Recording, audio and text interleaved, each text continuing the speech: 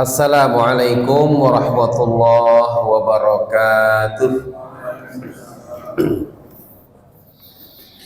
Alhamdulillahi rabbil alamin, wa bihi nasta'inu ala umurid dunya waddin, wa sallallahu ala sayyidil mursalin Muhammadin sallallahu alaihi wasallam wa ala alihi wa sahbihi wa man sara ala darbihi ila yaumil qiyamah, amma ba'd.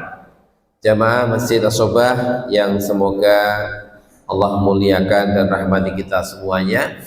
Alhamdulillah, kembali Allah mudahkan kita untuk berada di Raudhatun min Riyadil Jannah, di taman, di antara taman-taman surgawi, yaitu taman untuk mencari ilmu.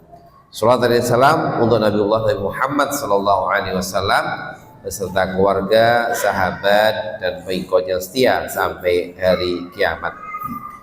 Pada pertemuan terdahulu kita telah bahas tentang hati, yaitu tanda-tanda hati yang sakit. Nah, insya Allah pada kesempatan yang baik ini kita akan membahas tema berikutnya, yaitu tanda-tanda hati yang sehat. Ini kita perlu tahu karena sekali lagi nilai kita di hadapan Allah Ta'ala, nilai kita di akhirat nanti sangat terkait dengan hati kita, bukan tubuh kita, bukan harta kita, tetapi Allah menilai kita, melihat kita di hati dan amal kita. Innallaha la yanzuru ila ajsadikum wala amwalikum walakinnallaha yanzuru ila qulubikum wa a'malikum. Atau kama qala Rasulullah sallallahu alaihi wasallam. Rasulullah bersabda kurang lebih, sesungguhnya Allah tidak melihat tubuh kalian, tidak melihat harta kalian, tetapi Allah melihat kepada hati dan amal kalian. Ini yang perlu kita perhatikan. Nah, kira-kira hati kita ini sudah khair atau belum, sudah sehat atau belum? Ini ada alat ukurnya. Alat ukurnya itu tanda-tandanya, tanda di sehat, yang kita berharap nanti kita bisa menuju ke situ. Kalaupun belum maksimal, paling nggak sudah menuju ke situ. Karena kalau saya baca tanda-tanda hati sehat ini luar biasa. Ini adalah tanda-tanda hati yang sehat, dalam artian sehat banget gitu ya. Nah, mungkin nanti ada yang kita belum sampai situ tapi tetap berusaha.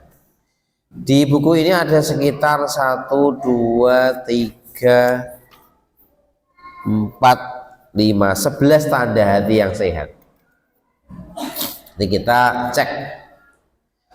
Yang pertama, alamatu sihatil qalbi, yaitu kasratu dzikrillahi azza wa jalla kullu turfati ainin. Banyak berzikir kepada Allah azza wa jalla setiap saat. Jadi orang yang hatinya sehat ini orang yang hatinya banyak connect kepada Allah subhanahu wa ta'ala, yang apa-apa ingatannya kepada Allah. Yang ini memang juga menjadi perintah Allah. Kita sudah ayat-ayatnya, ya ayyuhalladzina amanu dzkurullaha dzikran katsiran. Wahai orang-orang yang beriman, berzikirlah kepada Allah dan zikir yang banyak. Dan zikir ini menjadi amal yang sangat penting. Pernah ada seorang sahabat yang datang kepada Nabi berkata, ya Rasulullah, inna syara'il Islam qad kathrat alayya. Rasulullah, syariat Islam ini banyak banget. Saya ingin jenengan tunjukkan ke saya satu amal yang saya berpegang teguh terus dengan amal itu. Apa kira-kira yang paling mendasar? Jawaban Nabi apa? La yazalu lisanuka rotban bi zikrillah. Tidaklah senantiasa lisanmu rotban, basah berzikir kepada Allah. Ini nasihat Nabi kepada kita untuk banyak berzikir kepada Allah Subhanahu wa taala. Jamaah sekalian, belum lagi fadilahnya memang dahsyat. Dalam hadis Bukhari Muslim disebutkan bahwa Nabi pernah menyampaikan, maukah kamu saya tunjukkan satu amal khairun min an nunfiqa dzahab wal wariq au antal qa'aduwakum fatadribuna unuqahum wa au yadribuna unuqakum. Maukah kamu saya tunjukkan amal yang lebih baik daripada infak emas dan perak. Mun wonten sing nate infak 2 gram emas, lebih baik daripada itu. Atau engkau bertemu musuhmu, kau pukul lehernya, atau mereka memukul lehermu. Artinya jihad fisabilillah. Para sahabat berkata, bala ya Rasulullah, mau apa itu kok amalnya hebat sekali, melebihi jihad, melebihi sedekah emas dan perak. Dia menjawab apa? Zikrullah azza wa jalla, zikir kepada Allah azza wa jalla. Ini menunjukkan betapa zikir ini ternyata sesuatu yang sangat penting sekali. Jemaah sekalian, bukan berarti kalau berzikir kemudian nggak usah infak, nggak usah jihad, bukan begitu ya pikirnya. Tapi zikir ini merupakan tanda bahwa hatinya itu connect dengan Allah. Sehingga apabila orang itu ahlu zikir, dia akan menjadi orang yang amal-amal lainnya semakin semangat. Disebut dalam hadis yang lain, ada sahabat yang bertanya, ya Rasulullah, ayu sholatin afdol? Ya Rasulullah, sholat apa yang paling utama? Jawaban Nabi apa? Aksaruhum zikronillah. Ya, orang yang paling banyak ingatnya pada Allah. Sedikit flu.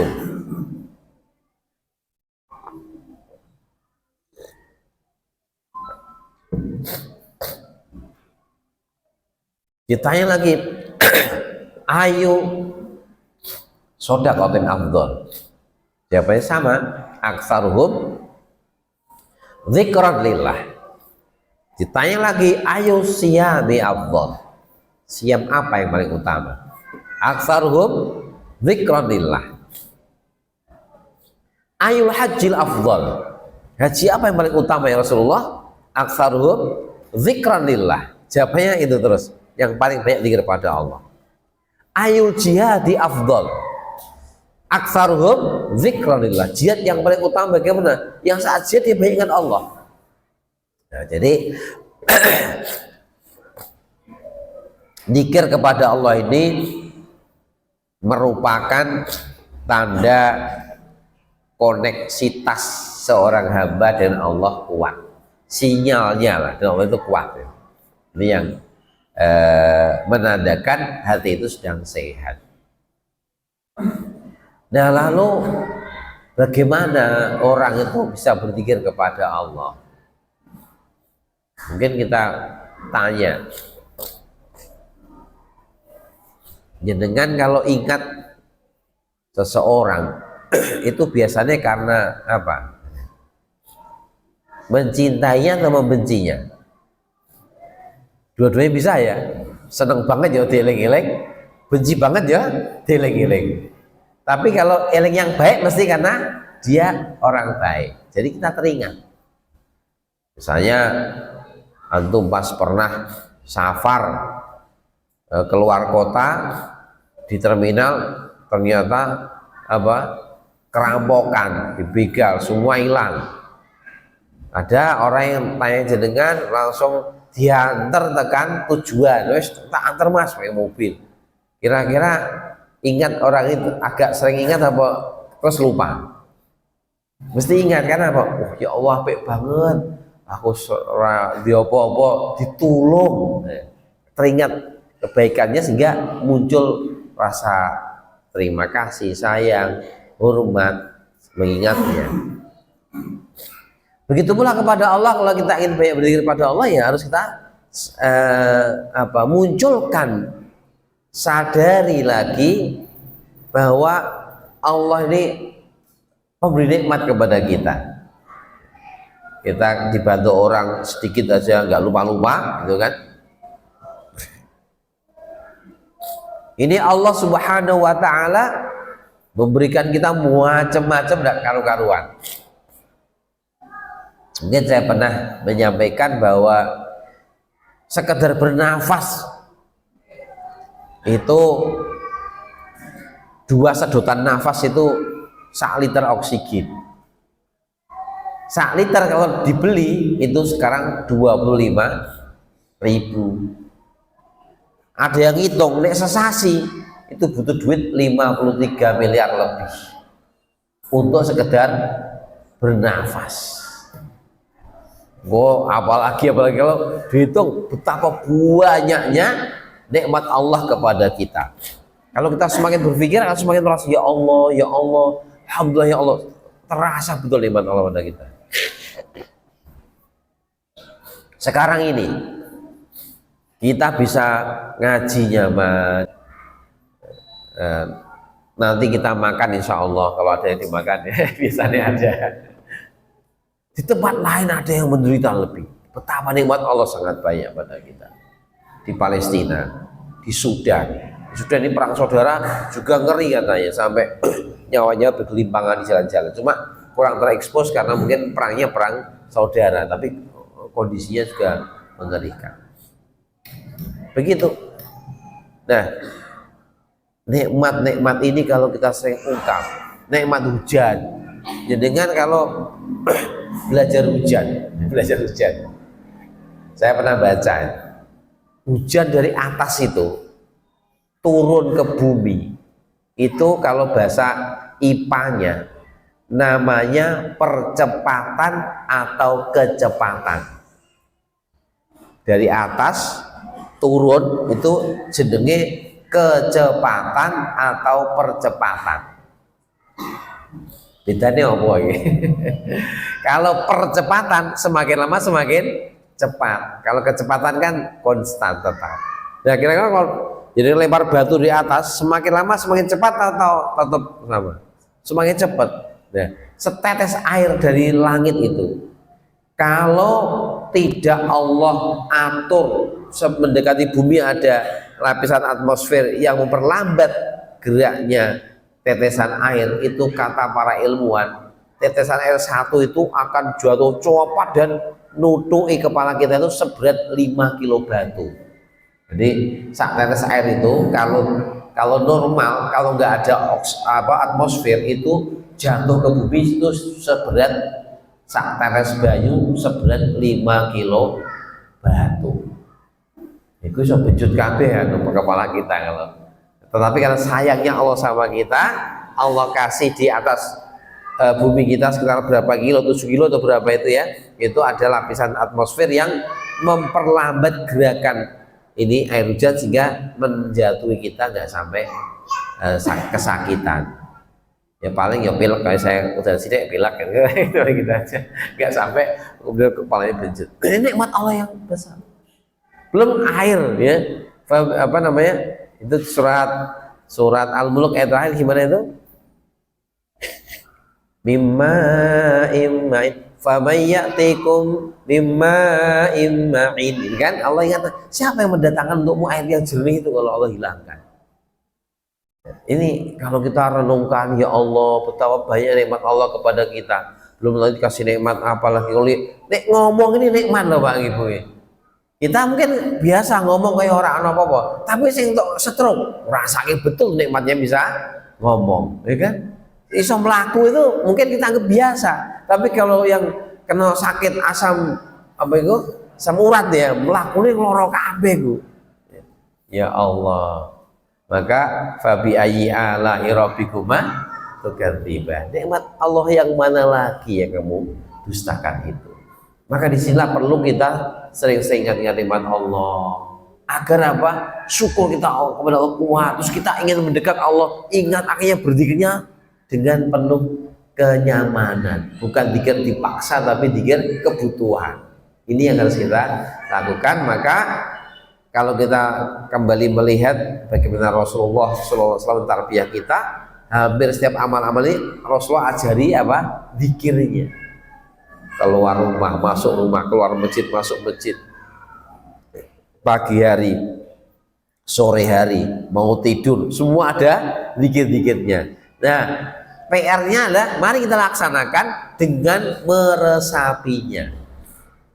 Ya, dengan tiap esok didoktrin oleh Allah, membaca raditu billah robba wa bil islami dina wa bi muhammadin nabiyya wa rasul. Ini berarti tiap hari pagi sore kita eling, aku ridho Allah Rabbku, aku hanya menghamba pada Allah.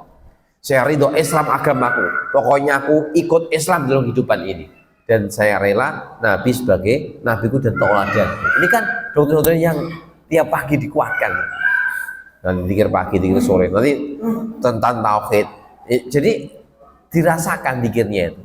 Jangan zikir lesan tok tapi hatinya terbang entah kemana. Kan itu makanya setan tuh paling nggak suka kalau kita zikir sama Allah itu, ya. Jadi kan, dan saya kan tadi sholat maghrib, coba dieling-eling, sing konsentrasi kepada Allah ada berapa persen? Ini sing digoda setan terus mikir liane berapa? Ini terus setan terus menggoda.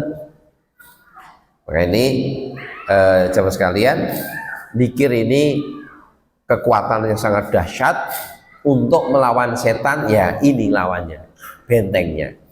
Nabi pernah cerita permisalan setan itu dalam mengejar manusia, menggoda manusia, seperti seorang yang mengejar musuh dengan cepat sekali, cepat, kejar cepat, sampai ketika orang yang dikejar ini langsung masuk benteng yang kokoh, barulah musuh nggak bisa mengejarnya. Tapi sebelum punya benteng dikejar musuh. Nah, Nabi menyampaikan di akhir cerita itu, kadzalikal abdu la yuhrizu nafsahu minasyaiton illa bidzikrillah. Demikianlah seorang hamba tidak akan bisa menghindarkan dirinya dari setan kecuali dengan zikir kepada Allah. Jadi ini benteng yang kuat itu dengan zikrullah azza wa jalla. Makanya jamaah sekalian, mari saya mengajak diri saya untuk melatih agar zikir kita semakin banyak, semakin baik. Karena itu menghidupkan hati. Seorang ulama, Ahmad Taqiyuddin Ibnu Taimiyah rahimahullah mengatakan, az-zikru lil qalbi kalma'i lisamaki. Zikir itu bagi hati seperti air bagi ikan. Bagaimana jadinya kalau ikan tidak ada airnya? Tentu akan mati. Begitulah hati, kalau kurang zikirnya maka semakin lama semakin rapuh, semakin lemah, semakin lemah. Ini kekuatan kita adalah dengan berzikir kepada Allah Ta'ala. Semoga Allah mudahkan kita untuk berzikir. Maka kita juga diminta oleh Nabi, artinya Nabi pernah menasihati seorang sahabat agar setiap habis sholat selalu berdoa, Allahumma a'inni ala dzikrika wa syukrika wa husni ibadatik. Ini wasiat Nabi kepada sahabat Mu'adz bin Jabal. Sebelumnya beliau rengkuh sahabat Mu'adz sambil leotan, ya Mu'adz, aku cinta kamu karena Allah. Diulang lagi, ya Mu'adz, aku cinta kamu karena Allah. Diulang lagi sampai ketiga kali, ya Mu'adz, aku cinta kamu karena Allah. Ya Mu'adz, jangan pernah kau tinggalkan. Setiap habis sholat wajib, setiap habis sholat fardu, setiap habis sholat, engkau bacalah doa, Allahumma a'inni ala dzikrika wa syukrika wa husni ibadatik. Ya Allah, tolonglah aku bantulah aku, tolonglah aku untuk bisa berzikir kepadamu, bersyukur kepadamu, dan beribadah kepadamu dengan baik. Ini juga perlu terus kita lakukan supaya kita dimudahkan Allah untuk ilham berzikirnya kuat.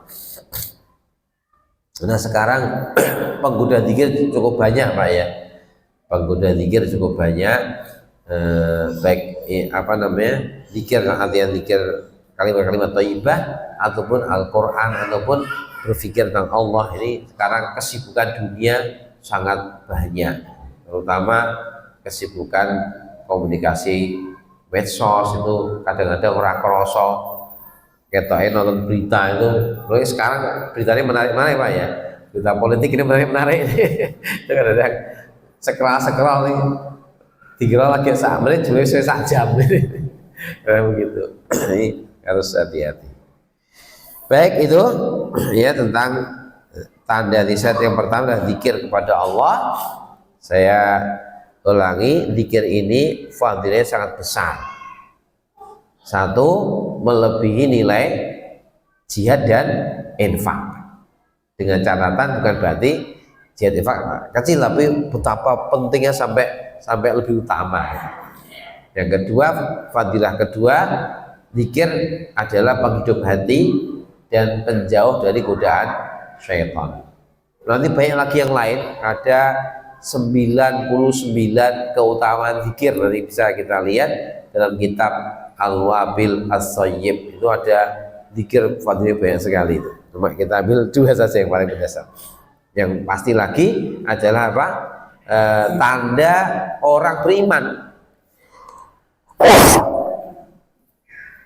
Karena apa? Orang yang tidak beriman, orang munafik itu la yadhkurunallaha illa qalilan. Orang munafik kan cirinya idza qamu ila sholati qamu kusala wa la yadhkurunallaha illa qalilan. Mereka orang munafik itu tidaklah sholat kecuali sholatnya dengan kondisi muales, belum bisa menikmati sholat, belum bisa merasakan sebuah kerinduan kayak Rasulullah SAW. Kalau pusing kan malah bersabda sama bukan pusing ya, ini butuh ketenangan. Beliau bersabda, ya Bilal arihna bis sholat, Bilal tenangkan jiwa kita dengan sholat. Nah, orang masih males, kadang-kadang sholat asar dari jam 3.12 Pak sekarang ya, berapa? Sholatnya jam 5:30. Ini kan tanda-tanda apa namanya, malas.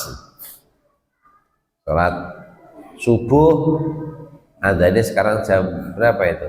4.25. Tangine sholatnya jam 6:30. Ini tanda-tanda dhaful iman, dhaful, atau bahkan sampai terkena kemunafikan. Nah, orang yang baik berzikir ini tanda dia tidak kena munafik, dia beriman.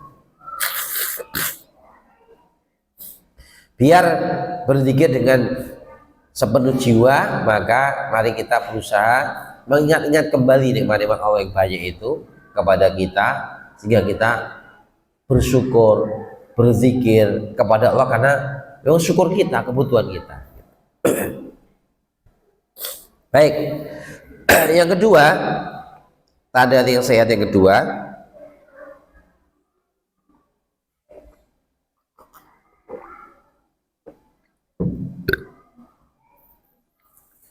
yaitu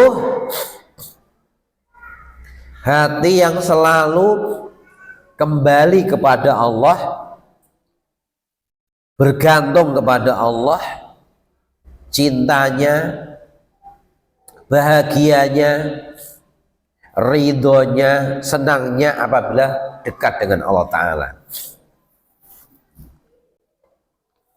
Kemudian tidaklah bertawakal kecuali kepadanya, berharap, takut semua kepada Allah Subhanahu wa Ta'ala.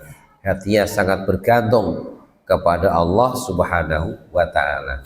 Ini orang yang hatinya sehat, yang tidak takut kecuali kepada Allah. Inilah yang dicontohkan oleh para sahabat. Ketika orang-orang munafik menakut-nakuti sahabat, musuh telah mengepung kamu, takutlah pada mereka. Sahabat orang Islam apa? Fazadatum imana wa qalu hasbunallah wa ni'mal wakil. Cukuplah bagi kami Allah, dan dialah sebaik-baik pelindung. Ini tanda dia yang ta'aluknya, bergantungnya pada Allah itu kuat sekali. Sedangkan lemahnya hati ketika seorang hamba itu bergantungnya kepada makhluk, bergantungnya kepada makhluk atau kepada sebab, bukan kepada sang pembuat sebab. Maka kadang-kadang ada seorang laki-laki misalnya, dia bekerja di tempat yang haram, tapi karena dia nggak bertakluk dengan Allah kuat, kalau tempat haram dibubarkan dia protes, ya nanti kami makan apa Pak, ya kan dulu ada apa itu misalnya pelacuran dibubarkan, kadang-kadang ada yang protes itu. Germonya protes, kami nanti dapat bosan dari mana? Pelacurannya protes. Ya. Kenapa? Karena mereka bergantung kepada sebab, sehingga mereka tidak mikir yang lain, pokoknya itulah sumber kerjaan. Tapi kalau orang yang bergantung kepada Rabbul Asbab, dia tahu pekerjaan itu diharamkan Allah, dia akan berani bertindak dan akan berusaha untuk yang halal. Itu contoh. Orang beriman kalau sakit ke dokter itu bukan meyakini sing waras ke dokter, ini sekedar usaha, tapi dengan penuh keyakinan yang menyembuhkan Allah.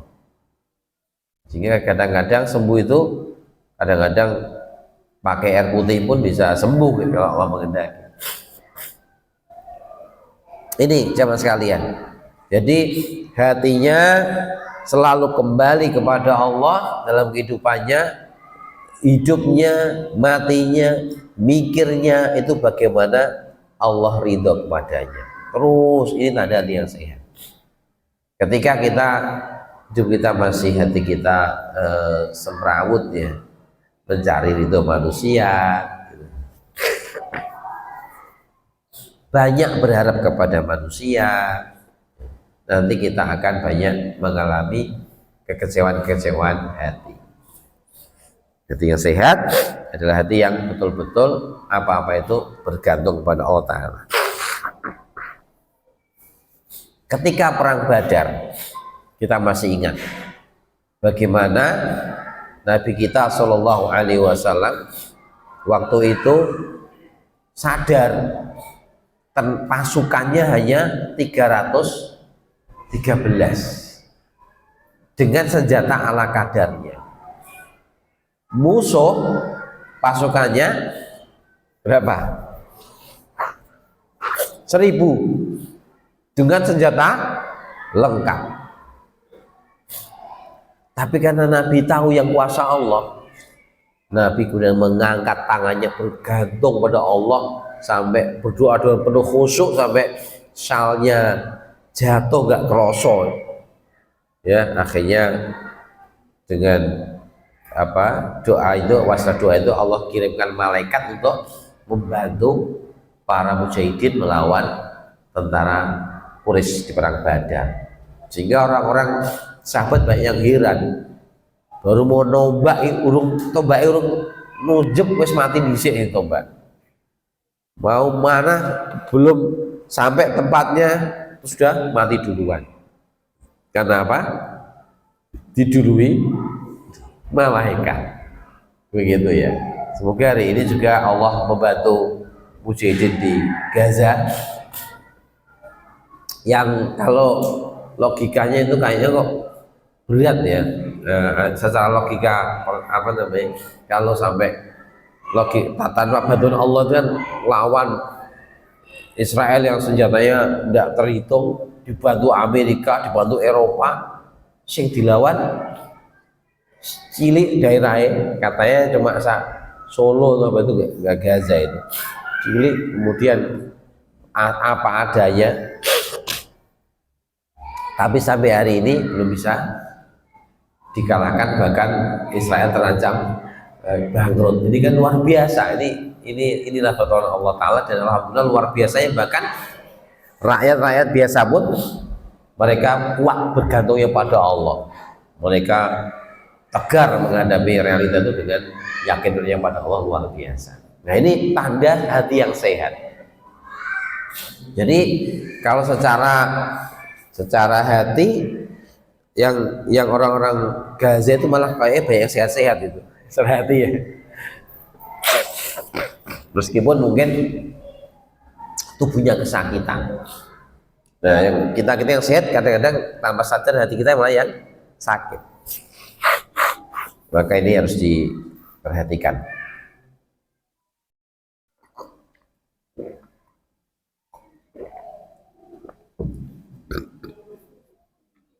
Prakteknya kita apa?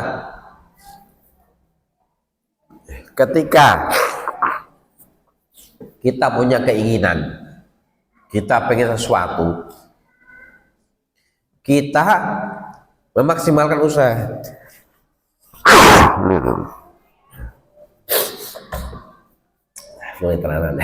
Kita maksimalkan usaha. Usahanya serius, tapi kita sadar yang menentukan adalah yang Maha Kuasa.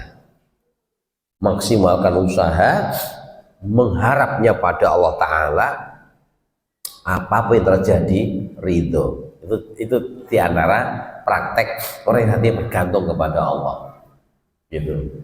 Dia tidak pernah bergantung kepada selain Allah.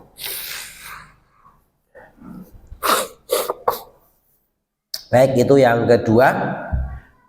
Baik, masih ada waktu sekitar 10 menit, mungkin kita jeda tanya jawab kalau ada, kalau nggak ada kita lanjutkan satu lagi. Itu Mas, terus ya. Monggo kalau ada yang mau bertanya sebelum saya lanjutkan. Monggo kami sampaikan kepada jamaah semuanya, Bapak Ibu, kalau ada yang mau dipertanyakan, dipersilakan.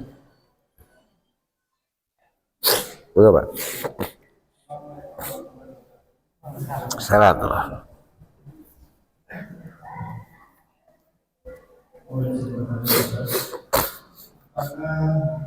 Persoalan dalam itu salah satu Salah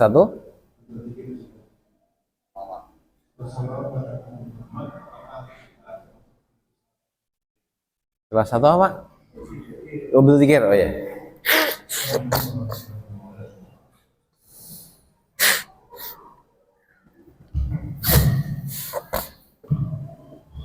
Iya. Jadi kalau zikir kepada Allah, sholat tidak termasuk. Tapi kalau zikir kepada Nabi, artinya mengingat Rasulullah, itu masuk. Karena sholat itu adalah mendoakan Rasulullah Shallallahu Alaihi Wasallam. Nah, sekarang sholat itu masyru' enggak? Masyru' sekali. Masyru' sekali. Pernah seorang sahabat tanya, ya Rasulullah, di antara adzan dan qomat, kalau saya bersolawat kepada Anda sepertiganya, bagaimana? Lebih banyak nggak apa-apa, kata Nabi. Jadi antara adzan dan qomat itu kalau diisi dengan bersolawat itu khair, ya apa-apa. Cuma mungkin solawatnya zaman Nabi itu tidak pakai kencang-kencang ya, karena Rasulullah menginginkan kalau ada orang sholat jangan diganggu dengan baca Quran namun yang lainnya. Nah, bahkan Nabi bersabda, "Shollu alayya." Bersolawatlah kalian kepadaku, fa inna sholatakum ma'rudatun alayya. Sesungguhnya sholawat kamu itu akan disampaikan kepadaku. Jadi ada malaikat-malaikat yang siyahah mencari orang yang baca sholawat, nanti disampaikan kepada Rasulullah Shallallahu Alaihi Wasallam. Apalagi kalau hari Jumat, ini lebih masuk lagi, Nabi lebih mengasuh umatnya untuk banyak bersolawat Nabi. Yang mana man sholla alayya sholatan, siapa yang bersolat kepadaku satu solawat saja, sallallahu alaihi asyara solawatin, Allah akan berikan kepadanya 10 solawat. Jadi solawat kita dan Nabi ini nanti kembalinya kepada siapa? Kepada kita, kebaikannya itu. Maka silakan baik masro sunnah tanda, termasuk kewajiban kita kepada Nabi adalah bersolat kepada Rasulullah Shallallahu Alaihi Wasallam. Maka sampai Nabi bersabda, siapa yang mendengar namaku disebut kok nggak mau bersolawat, maka dia termasuk orang yang paling bakhil. Nah, kalau kita mendengar Nabi Muhammad, ya minimal Allahumma sholli alaihi. Itu karena itu sunnah. Kalau enggak, berarti kita orang yang sangat bakhil. Jadi kenapa kita begitu kan? Nabi manusia termulia, manusia paling mulia, teladan kita yang harus kita cintai, dan cinta Nabi ini harus di atas seluruh makhluk. Ini juga sangat penting, mengingat hari ini PR kita adalah banyak orang Islam, apalagi anak muda, yang tidak mencintai Rasulullah. Kok tahu? Nah, kalau cinta Nabi tiru artis-artis Korea, gimana? Kan nggak mungkin ya. Cinta kok tiru yang lain. Cinta itu mengikuti. Kalau cinta Nabi, ngikuti Nabi.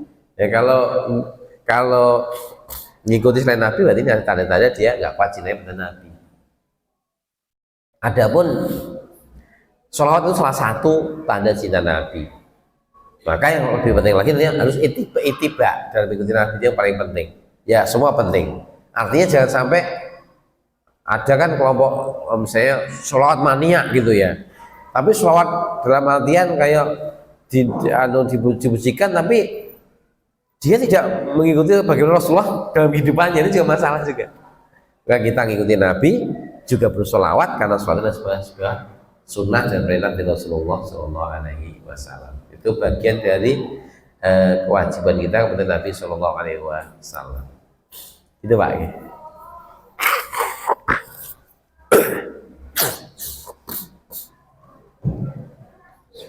Mungkin yang di belakang Bapak ada yang tanya dan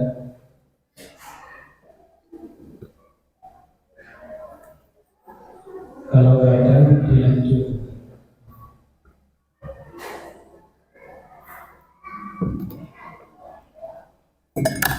Yang ketiga,